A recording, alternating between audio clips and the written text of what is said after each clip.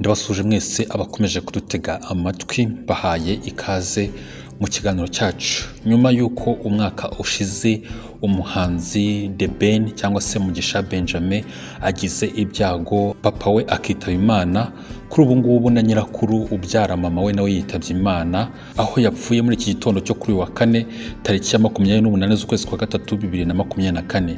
Nyirakuru wa Dore ariko kandi akaba na Nyirakuru wa Green P, dore ko Dore na Green P bavindimwe, yarasanzwe atuye mu karere ka Kayonza mu ntara y'Iburasirazuba. Akaba rero yitabye Imana azize uburwayi. Ni nyuma y'amezi 2 yaramaze arwaye, akaba yitwa Yuniya Mukangarambe, akaba yitabye Imana mu gitondo cyo kuri wa kane tariki ya 28 z'ukwezi kwa gatatu 2024, ubwo yarajyanwe kwa muganga kugira ngo yitabweho n'abaganga. Umwe mu bari hafi y'uyu mukecuru yatangaje ko Nyirakuru wa Dore yitabye Imana mu gitondo cya kare, ubwo yararembye, hanyuma bamujyana kwa muganga agashiramo umwuka atari yahabwa ubuvuzi. Kuva yakwitaba Imana muri iki gitondo nta butumwa Dore yari yatangaza bujyanye n'uyu mubyeyi witabye Imana, kuko atari ko buri wese ahita abona imbaraga zo kugira icyo atangaza mu gihe ari mu gahinda kako kanya.